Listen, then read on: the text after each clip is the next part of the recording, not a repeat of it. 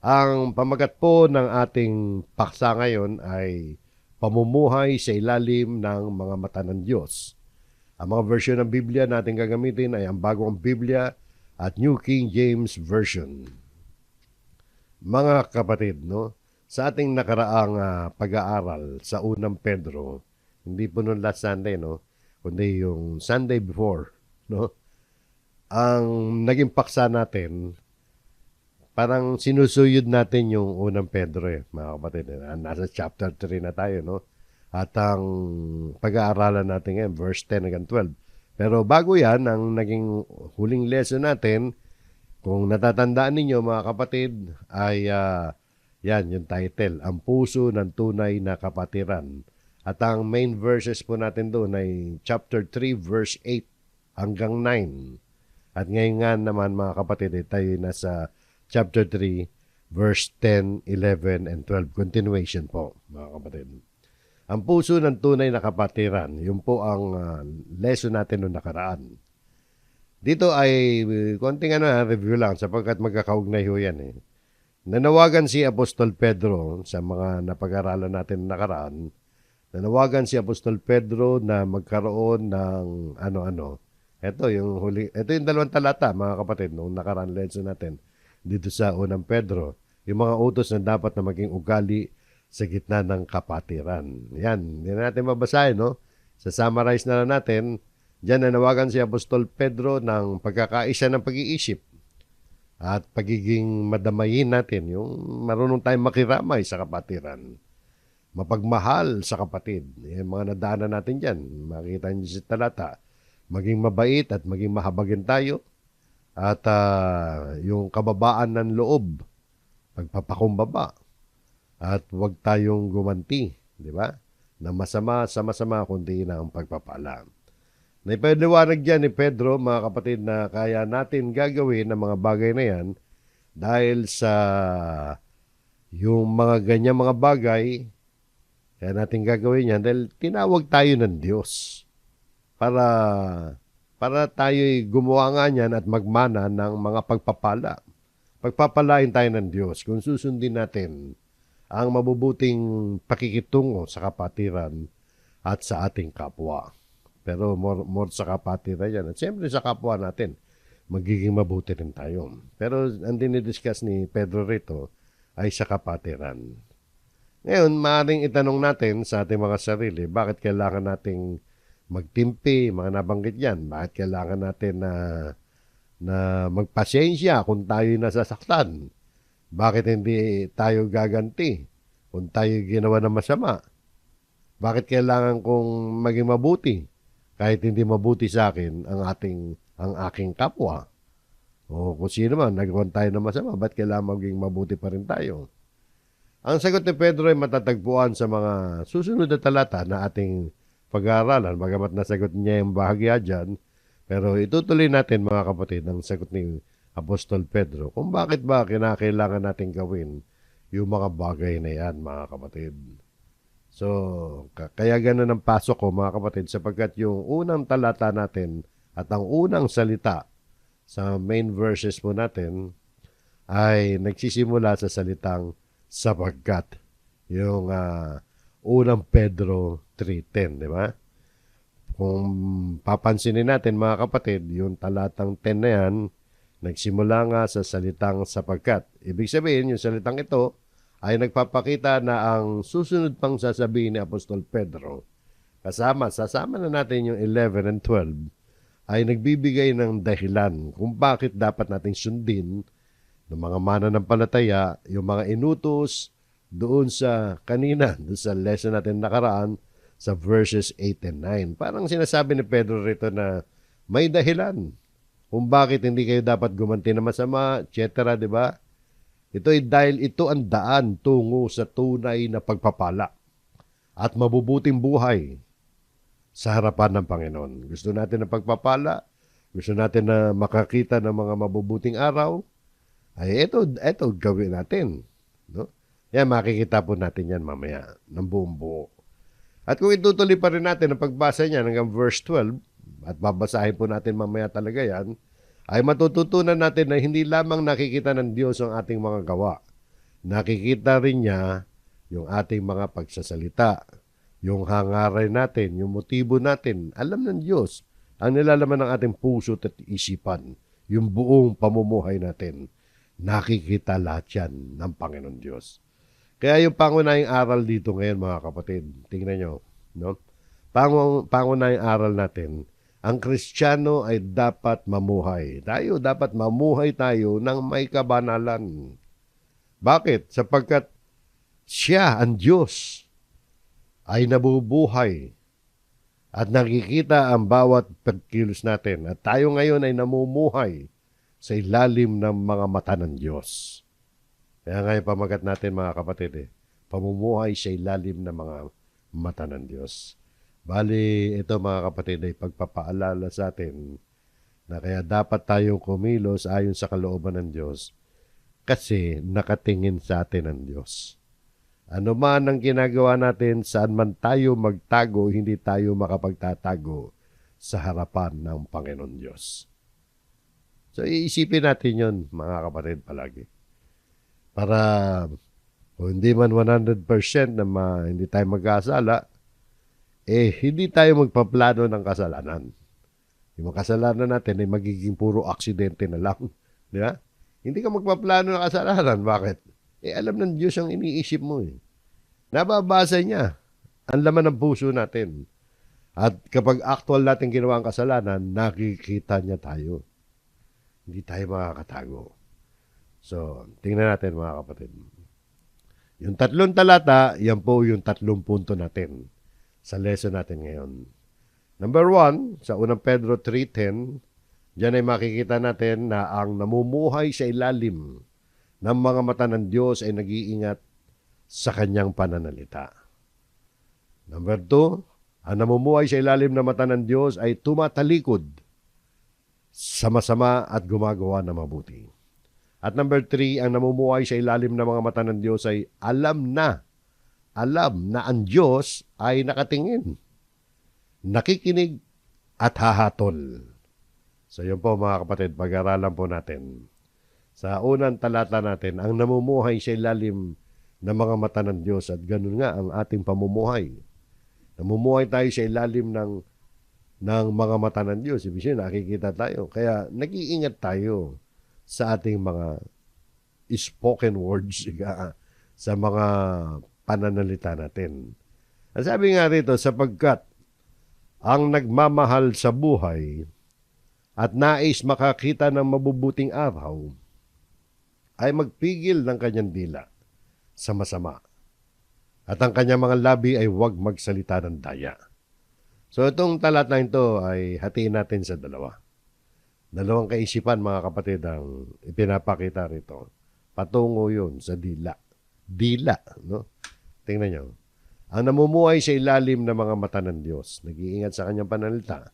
Yung unang bahagi ng talata, sapagkat ang nagmamahal sa buhay at nais makakita ng mabubuting araw. Yung po unang banggit, di ba? At yung ikalawang banggit ay magpigil ng kanyang dila sa masama at ang kanyang labi ay huwag magsalita ng daya. Okay, himayin po natin ito mga kapatid. Dito po muna tayo sa unang bahagi. Yung unang pangungusap ng talatang ito. Sabi nito, sapagkat ang nagmamahal sa buhay at nais makakita ng mabubuting araw. Gusto niyo ba yan mga kapatid? Lahat naman tayo gusto natin yan, di ba? Mahal natin ang buhay. At dapat mahal natin ang buhay. Mahalaga ang buhay. Nais mo ba makakita ng mabubuting araw? Ang sabi rito mga kapatid, ang nagmamahal sa buhay. Ang salitang buhay rito mga kapatid ay hindi lamang tumutukoy sa simpleng paghinga natin. Tumutukoy ito sa isang buhay na may kabuluhan. Gusto mo yung buhay mo may kabuluhan, di ba? May kapayapaan at may pagpapala ng Diyos. Ayaw nating mabuhay ng ganun-ganun lang. Basta lang tayo mabubuhay na walang purpose, na walang kapayapaan, magulo ang buhay. Lalo na natutunan natin ang salita ng Diyos. Nais natin, mga kapatid, at lahat naman ng tao marahil ay nanaisin na magkaroon ng kapayapaan, kabuluhan, at pagpapala ang kanyang buhay. So, napakahalaga mga kapatid. No? Dito makita natin ang nagmamahal sa buhay ay nagpapahalaga sa buhay na ipinagkaloob ng Diyos sa kanya. At ang nagmamahal sa buhay, ayan yung mga nagnanais na mamuhay na matuwid, at ayaw nilang sayangin ang kanyang buhay o kanilang buhay sa kasalanan at kaguluhan. Di ba? Yan ang magandang buhay. So, hindi ito makasariling pagmamahal sa sarili, no? Kundi wastong pagpapahalaga yan sa buhay na kaloob ng Diyos. Ganyan dapat tayo, mga kapatid, eh. So, sabi, sapagkat ang nagmamahal sa buhay, no? Kung mahal mo ang buhay mo, tapos ano pa sabi rito, no? At nais makakita ng mabubuting araw. So, yan yung kalahati ng pangungusap, di ba? Yung pag sinabing mabubuting araw, ay hindi naman nangangahulog ang araw-araw ay walang problema. Maging yung mga lingkod kasi ng Diyos, mga kapatid, at alam natin yan ang aral.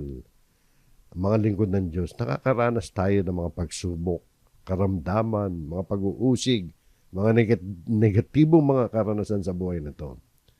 Pero pwede pa rin, mga kapatid, na naisin natin na makita ang mabubuting araw at pwede nating makamit yan. Pag sinabing makakita ng mabubuting araw o yung salitang mabubuting araw, ibig sabihin buhay na may kapayapaan yan. May malinis na budhi, pagpapala ng Diyos, kagalakang nagmumula sa pagsunod sa Kanya. Yan po yan, mga kapatid. No? Kaya nililista natin dyan para wag nating makalimutan yan. Ang isang tao ay maraming kayamanan, ngunit hindi nakakakita ng mabubuting araw. Alam niyo yun, di ba? Hindi ko mayaman ka, puro mabubuting araw ang nakikita mo. At kung wala ka sa Diyos, wala ka kay Kristo, mga masasamang araw ang makikita mo kahit marami kang pera. Samantala yung taong sumusunod sa Diyos ay maaring dumaan sa pagsubok pero nakakaranas pa rin ng kabutihan ng Diyos. So yun mga kapatid, no? Ito'y dapat nasa consciousness natin, yung pamumuhay natin ayon sa kalooban ng Diyos para makakita tayo ng mabubuting araw. Tingnan nyo. So yan yung unang bahagi ng talata. No? Yung ikalawang bahagi, yan yung magpipigil ng kanyang dila. Ito dapat natin gawin, mga kapatid. Yung mga nagmamahal sa buhay, nais makakita ng mabubuting araw, ano dapat natin gawin?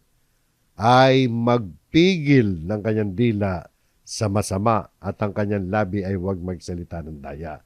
Yan po ang dapat nating gawin, mga kapatid. Kapag binanggit ng Biblia yung dila, gusto mo makakita ng mabuting araw? So, pigilan natin ang dila natin. Kapag sinabing dila rito, hindi naman literal na dila lang yan, mga kapatid. Kundi figurative yan, mga kapatid. Na hindi yung literal na bahagi ng katawan natin. Kaya dila, mga kapatid, sapagkat yan ang ginagamit sa pagsasalita. Pananalita ang tinutukoy dyan, mga kapatid. Sapagkat ginagamit natin yung dila sa pagsasalita. Kaya ang paksa rito, mga kapatid, ay kung paano ginagamit ng tao yung kanyang mga salita. Sa konteksto ng Biblia, mga kapatid, ang pangunahing tinutukoy, pag binigkas yung salitang dila, pag sinabing dila, ang pangunahing tinutukoy ay mga binibigkas natin na mga salita. Kung tawagin natin sa English ay mga spoken words. Pero maaari rin nating ilapat ang prinsipyong ito sa panahon po natin ngayon. Ano panahon natin ngayon? Minsan hindi ka masalita eh. Ma-post ka naman sa Facebook. Di ba? Meron mga ganun tao eh. Pagkaharap mo, hindi nagsasalita eh. Pero matitindi mga post sa Facebook. So, isama natin yung written words. Words din yun na galing sa iyo eh. Hindi mo nga lang binigkas.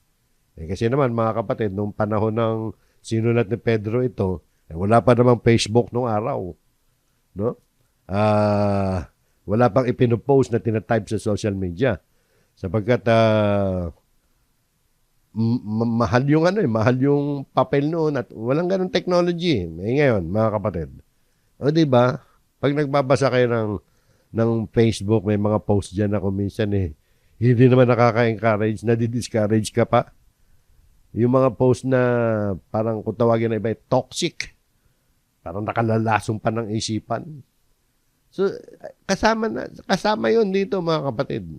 Bagamat dito, literally, Nung isulat ni Pedro ito, ang tinutukoy niya, yung verbal na pagsasalita. Kaso modern times ngayon, hindi lang naman verbal, di ba? Marami nagpo-post sa Facebook niyan, basta-basta na lang. Pag nagagalit, pinopost. Di ba? Nakakita ba kayo? Galit siya. Alam mong galit siya sa pagpo-post niya. So, o kaya pag meron siyang, minsan may mga peking mga, ano pa yan, tawagin ng fake news na sinasalita ron. So, nakita niyo, no? Kaya kung ang isang Kristiyano ay namumuhay tayo dito sa ilalim ng mata ng Diyos, dapat gano'n nga ang iniisip natin, mag-ingat tayo sa ating mga pananalita. Kaya kung ang isang Kristiyano ay inutusang ingatan ng kanyang dila, dapat niyang ingatan yung kanyang mga isinusulat din. Yung paninirang puri, di ba? Panlilinlang, pagmumura, pag-aalipusta, at iba pang kasalanan ng dila ay maaari ring magawa lamang sa pamamagitan ng bibig, pero nagagawa rin sa pamamagitan ng pagsulat, pag-type sa keyboard, sa cellphone, di ba?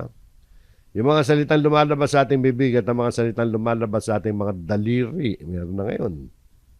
Sa paano ng Bible times, wala pa namang sa daliri. Kapwa nagpapakita ng kalagayan ng puso yan. Diba? Kung ano yung lagay ng puso mo, yun yung sasabihin mo. Sabi nga rito sa Santiago, tingnan nyo ang dila. Ang dila, hindi naman literal na dila to. Pero sabi rito, ang dila ay isang apoy. Yung mga pagsasalita natin. At sabi dyan apoy. Bakit sinabing apoy? Sapagkat tulad ng apoy, yung dila ay may kakayahang magdulot ng napakalaking pinsala. Kahit magsimula lamang sa maliit na bagay. Ganon din describe ng Biblia ang dila, mga kapatid. Isang maliit, parang isang maliit na posporo, mga kapatid. Maaring magsunog ng buong kagubatan. Minsan, baga pa nga lang, di ba? Kapag nagsimula ang baga at mainit na mainit ang panahon, pwede magkaroon ng forest fire. Ganyan din yung salitang binibitiwan po natin. Tinulad sa dila, o tinulad sa apoy yung ating mga panalita. Mapanganib, mga kapatid, ng dila. Ang dila isang apoy, ang dila ng kasama ng ating mga sangkap ay isang sanlibutan ng kasamaan. Dinudungisan nito ang buong katawan at sinusunog ang pag-inog ng kalikasan at ito mismo ay sinusunog ng impyerno. Masama ang description, di ba? Hindi na natin isa-isahin yan. Ang nakikita lang natin, mapanganib ang dila kapag hindi natin inalagaan yan, di ba? Parang apoy yan na mabilis kumalat kapag hindi na kontrol. Di ba, politika, reliyon, kapag naghasik ng kasinungalingan, maraming tao naliligaw. Tawagan nila yung nabubudol. Di ba? Hindi lang sa politika ang budol. Pati sa reliyon, nabubudol ng mga tao dahil sa galing ng pagpapaliwanag at pagsulat. Maraming napapaniwala, lalo na yung mga hindi nagsusuri. So, isa pang katangian ng apoy, mga kapatid, hindi namimili ng sinusunog yan. Kapag lumaki na yung apoy, pati mabubuting bagay na dadamay. Di ba pag may sunog? Pag may sunog, dapat sana yung apoy, napapakinabangan lamang natin sa, maganda sana yung apoy, no? Napapakinabangan sa pagluluto, sa pagpapainit ng paligid, pero pag sunog na, wala na, mga kapatid. Ganon din ang dila. Kapag hindi napigil ang galit at masasamang pananalita, maaari nitong sirain ang ating patotoo bilang Kristiyano. Yung ating relasyon at maging ang ating mga paglilingkod sa Diyos. Kaya ang babala ni Santiago, seryoso to, mga kapatid.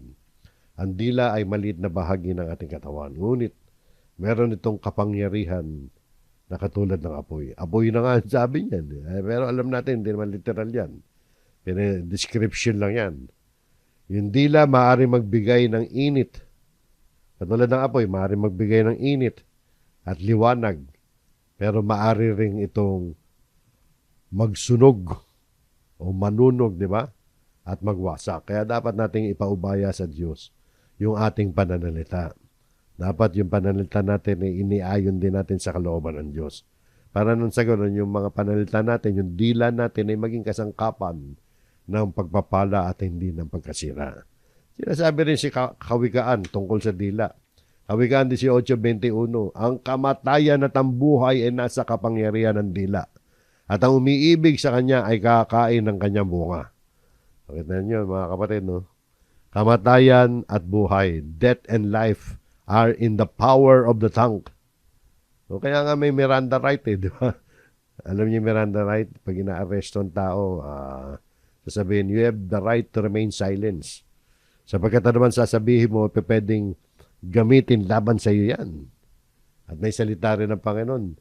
Sabi niya, sa pamamagitan ng ating pananalita, ay maililigtas natin ang ating buhay at pwede rin tayong hatulan sa pamamagitan ng ating salita. Kaya mag-ingat po tayo. So, pinakikita ng dila ay parang apoy, maaari itong magbigay ng buhay sa pamamagitan ng paghihikayat halimbawa ng ebanghelyo, di ba? At ng mga mabubuting salita. Maaari makatulong, maka-encourage sa iba, pero maaari dito magdala ng pagkawasak kapag ginamit sa kasamaan. Katulad nga sa marami, pag sa social media lang, marami tayong mga kababayan na naliligaw sa katotohanan. Sapagkat merong mga sinungaling na mga nagpo-post, di ba? Mga nagkakalat ng mga fake news. So, tingnan nyo mabuti, mga kapatid, mga pinopost, fact check nyo, ika nga. Kaya ako nababanggit ang social media kasi mas marami tayo nababasa at nadidinig sa social media.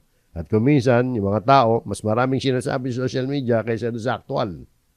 May mga ganun. So, yung apoy, mga kapatid, ang tanong sa atin, yung apoy na nasa atin, figurative to, no?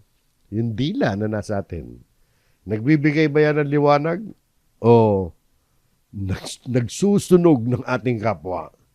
O, tingnan natin yan, mga kapatid. Sabi pa, kaya sinabi ni Pedro rito, mga kapatid, magpigil ng kanyang dila sa masama. Yung salitang magpigil, mga kapatid, may diwa yan ng pagpipigil o pagadlang. Sabi magpigil, kontrolin natin yan. Control. Hindi lahat ng iniisip natin dapat nating salitain. Hindi lahat ng nararamdaman natin dapat nating ibuladas. Hindi lahat ng alam natin dapat nating ikalat. Ang dila ay tumutukoy nga sa ating pananalita. Ang magpigil ay nangangahulugan na kontrolin natin yan. Pigilan, bantayan natin yan. Yung dila natin. Yung mga pananalita natin, dapat aware tayo. Pinakikita nito na ang taong nagnanais ng pagpapala ng Diyos ay marunong magkontrol ng kanyang sinasalita. Kasama na dyan, mga kapatid, na iwasan natin yung pagmumura. Iwasan natin yung paninirang puri, pagsisinungaling, mga masakit na salita, chismis, mapanlait na pananalita, mapaghiganting salita. So yun po, mga kapatid.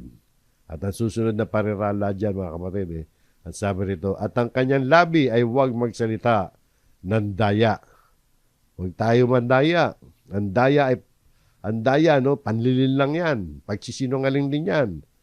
Ang Diyos ay Diyos ng katotohanan. Ang daya, mga kapatid, tumutukoy yan sa yung nga, nanluloko ka ng kapwa mo, nanlilinlang ka, pandaraya yan, panluloko, pananalitang may nakatagong masamang layunin, di ba?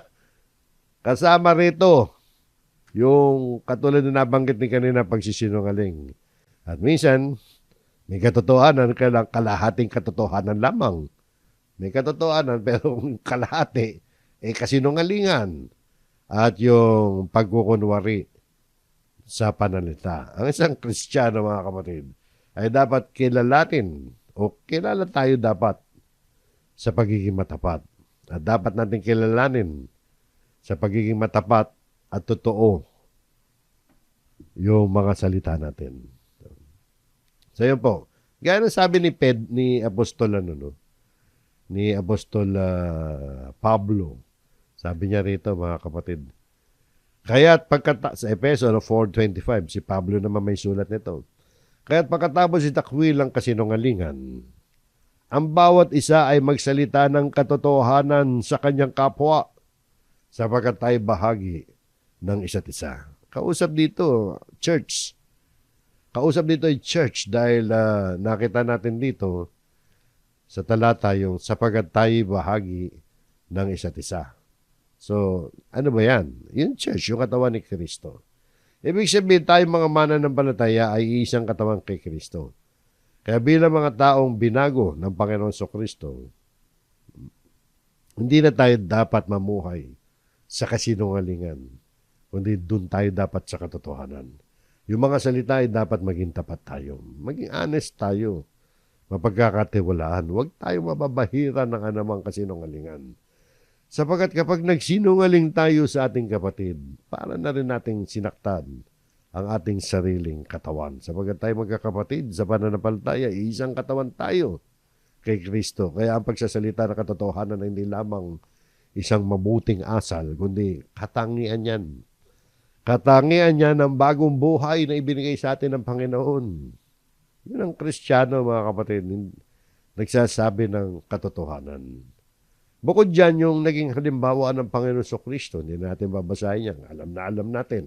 Yung Panginoon ay naging huwaran ng malinis na pananalita. Kung naalala ninyo na dinaanan natin sa unang Pedro, nung nasa chapter 2 tayo, na sinabi ro na hindi siya nagkasala at wala natagpo ang pandaraya sa kanyang bibig. Yan ang ating Panginoon Kristo. Kaya mga kapatid, bago tayo magsalita, itanong natin ang mga bagay nito. Totoo ba yun sa ating sasabihin? Baka mabobola lang tayo. Makatutulong ba yan yung ating sasalitain? Baka makawasak pa yan. Makapagbibigay ba ito ng kapayapaan? Baka pag sinalita mo yan, kadiliman, kaguluhan ang ililikay niyan. At malulugod ba ang Diyos kung maririnig niya ito? Oo, naririnig nga niya sapagkat tayo nabubuhay sa ilalim ng kanyang mga mata. So, yan ang isipin natin, mga kapatid. So, yan po, mga kapatid, yung namumuhay sa ilalim ng mga mata ng Diyos ay nag-iingat ng kanyang pananalita. So, dadako tayo sa ikalawa. Ang namumuhay sa ilalim ng mga mata ng Diyos ay tumatalikod sa masama at gumagawa ng mabuti. Dalawang bagay ito, mga kapatid. Hindi lang yung tinalikuran mo yung masama, hindi lang yung hindi mo ginawa ang masama, pero dapat aktibo ka rin na gumagawa ng mabuti. Magandang punto yan, mga kapatid. Tingnan nyo. Lumayo siya sa masama. Yan ang utos sa mga Kristiyano. So, hindi sinabi ni Pedro na iwasan kung maaari. Kundi layuan mo na. Di ba? Turn away. Hindi lang pag-iwas yan, mga kapatid. Talagang lumalayo ka na. Tumatakas ka na. Kagaya ni Jose, mga kapatid. Alam niyo kasaysayan ni Jose doon sa Old Testament? Nung siya, tinutokso nung asawa ni Potiphar. Potiphar, gobernador ng Egypt yun. At si Jose yung katiwala. Bata pa si Jose, no? Tinutokso siya. May gusto sa kanya yung misis ni no Potiphar. Anong ginawa niya? Abay, hindi na siya nangatwiran, hindi na niya nilabanan. Kundi iniwan niya yung kanyang kasuotan damit, pati damit niya, naiwan niya. No? Dahil tumakas siya eh. So lumayo siya. So minsan ang pinakabanal na desisyon, wag mo nang harapin. Wag mo nang labanan. Magtatapang-tapangan ka pa eh. Tumakbo ka na lang. Yan ay pagdating sa tukso, mga kapatid. Huwag natin sasabihin, kaya ko yan. Lumayo ka na lang. Iwasan mo na lang yan. Paano natin iwasan yan sa mga practical example natin? Halimbawa lang, isang mababaw na halimbawa to ha. Halimbawa, may pelikula. Alam mo na X-rated yung pelikulang yan. Alam mo yung X-rated, di ba? May sexual scene yan. Sexual na palabas. Alam mo naman, dadaanan mo yun eh. Huwag mo na panoorin. Baka kung ano pa pumasok sa isip mo eh. Huwag mo na panoorin eh. Alam mo naman may ganun yan eh. So, sample ko lang yan mga kapatid. Kung alam mong matutokso ka, may posibilidad na matokso ka, o kaya kung may kasalanan doon, iniisip mo, hindi ako matutokso. Baka matokso ka. Kung lasenggo ka halimbawa, mga kapatid. No? Dati ka lasenggo. Yung hindi mo makontrol ang sarili mo pag nakatagay ka. Yung pag natikman mo yung napataka ng alak yung dila mo. Nabubulabog yung bahay alak mo. Nabubulabog yung bahay alak mo dito sa tiyan. At gusto mo uminom na uminom hanggang sa malasing. Kung hindi mo kaya makontrol ang sarili mo sa paglalasing, huwag ka na uminom. Wala ka na karapatang uminom ng alak. Kasi hindi mo makontrol pag nakatikim ka. Sample ko lang yan, mga kapatid. Marami. Na lumayo tayo sa masama. Hindi lang paglayo sa masama, kundi gumawa ng kabutihan. Alam niyo, may mga tao na hindi naman na may merwisyo ng kapitbahay, hindi na may merwisyo ng kapwa, pero wala rin sila pakialam. yung hindi ka gumagawa ng masama, pero hindi ka rin gumagawa ng mabuti, hindi yun. Dapat lumalayo tayo sa masama at gumagawa tayo ng mabuti. No, gumawa ng kabutihan, ibig sabihin meron tayong gagawin. At hindi yung wala tayong pakialam sa kapwa natin, tatahimik lang tayo. Kahit may maitutulong tayo. So nakita nyo, no? May mga ganun na tahimik lang, okay, hindi ka nakakaperwisyo, pero wala akong pakialam sa inyo na merong ganun, mga kapatid. Pero ang Kristiyano, umiiwas sa masama, gumagawa ng mabuti, aktibo sa paggawa ng mabuti. No? Sabi nga ni Apostol Pablo sa Galatia 6:10, kaya't habang may pagkakataon, gumawa tayo ng mabuti sa lahat. Sa lahat daw. So kapatid man o hindi, gawa natin ng mabuti. Pero may emphasis, may pagdidiin, no? Lalong-lalo na sa mga kabilang sa sambahayan ng pananampalataya. Ibig sabihin, especially to those who are of the household of faith. Talagang first priority. Nagagawa na mabuti, yung kapatid natin sa pananampalataya, pero hindi nakalimit doon. First priority lang talaga sila. Parang pamilya mo yan. Unahin mo pamilya mo sa pananampalataya yan. Ngayon, kung hindi siya mananampalataya, gagawa mo rin na mabuti.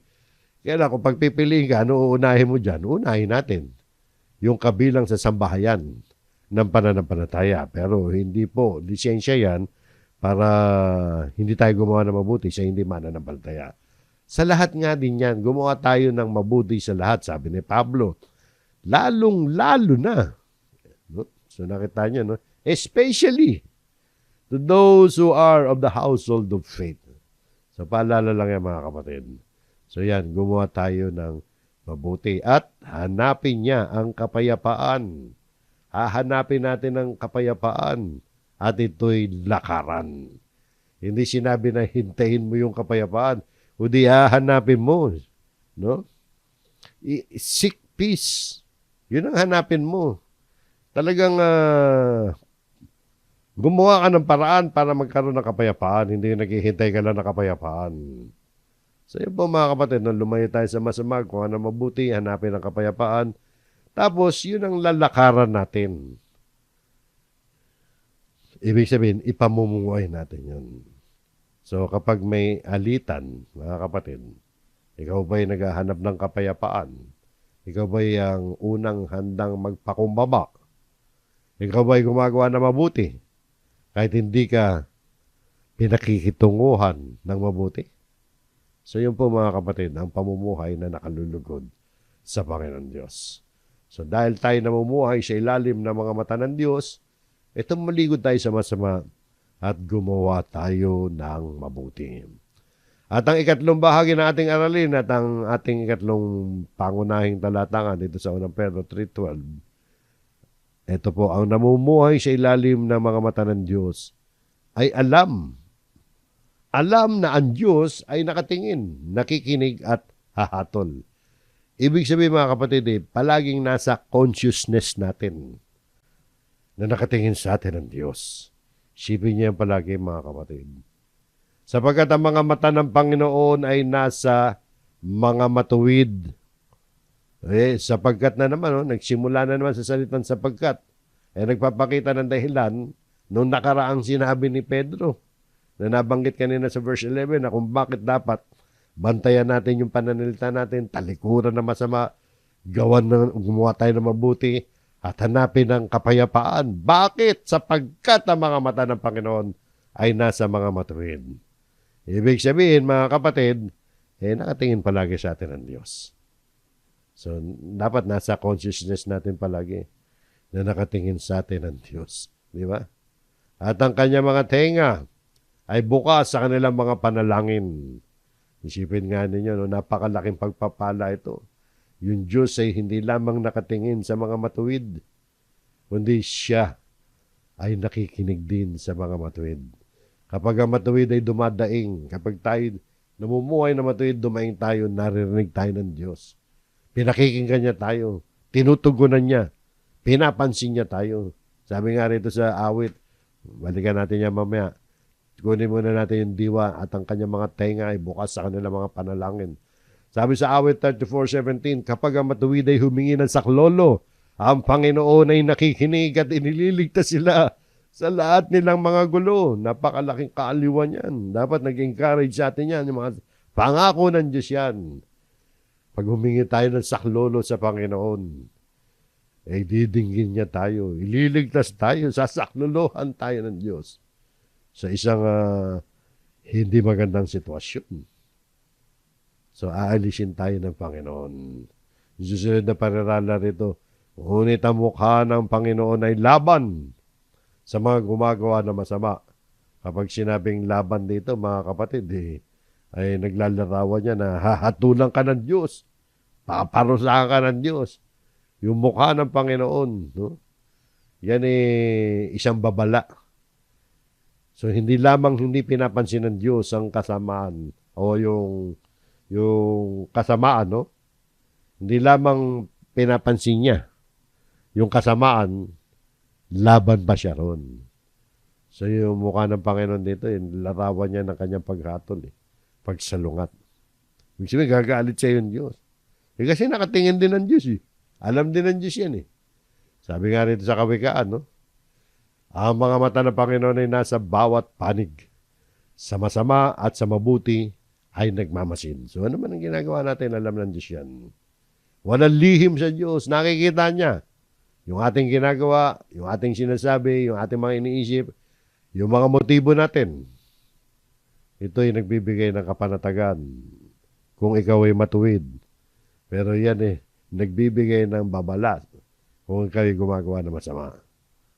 Maaaring hindi ka nakikita ng tao, may lilihim mo yung masama mong ginagawa sa tao, pero nakikita ka ng Diyos. Natatanaw ka ng Diyos. Ang Diyos ay banal at hindi siya walang pakialam sa kasalanan. Darating ang araw ng paniningil sa lahat ng hindi nagsisisi. Sa iyo po mga kapatid, yan yung pamumuhay sa ilalim na mata ng Diyos. Alam na ang Diyos ay nakatingin, nakikinig, hatahatol. Yan po mga kapatid, yung tatlo mahalagang bahagi ng ating aralin. Ngayon, bago tayo magwakas mga kapatid, lagumin natin lahat ng pinagsasabi natin dito. So number 1 mga kapatid ay bantayan yung ating pananalita. Diba? Yung natutunan natin kanina. Number 2, lumayo sa masama at gumawa na mabuti. At number 3, hanapin at lakaran ang kapayapaan. Number 4, mamuhay na may kamalayang nakatingin sa atin ng Diyos. So yun po mga kapatid, yan po ang pamumuhay sa ilalim ng mga mata ng Diyos. Ito challenge. Challenge mga kapatid. Madalas tayong nabubuhay na parang walang nakakakita. Meron ba sa ating ganun? Nabubuhay ba tayo na parang bagang wala naman nakatingin sa atin Hindi po totoo yan. Sapagkat nakatingin sa atin ng Diyos. Ang katotohanan, may mga matang nakatingin sa atin araw at gabi. Nakahiga man tayo, nakatayo, nakaupo, ano man ang ginagawa natin. Isipin mo nakatingin sa iyo ang Diyos. Pananampalataya yan mga kapatid. Exercise natin.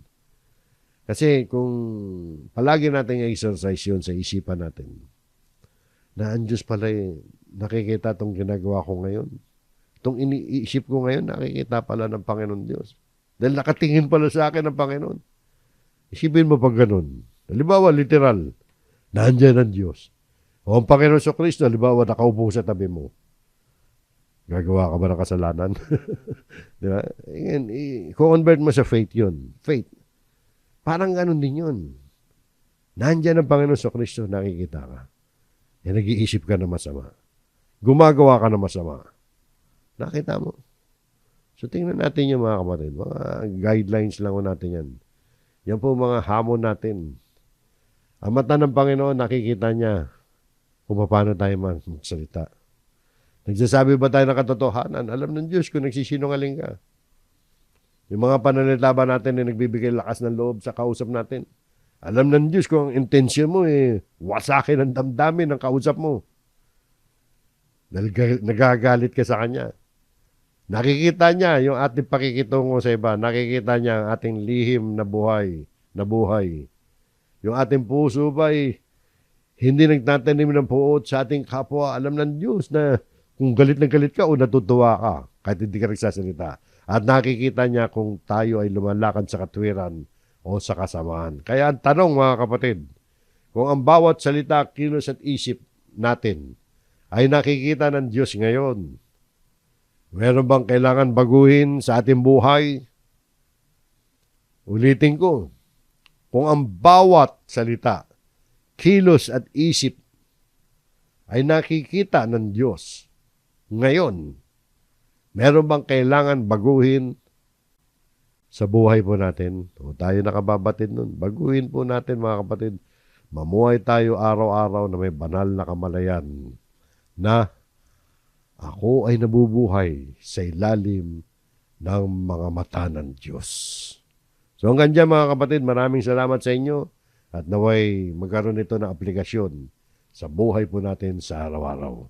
Pagpalain po tayong lahat ng Panginoon, tayo po'y muling manalangin.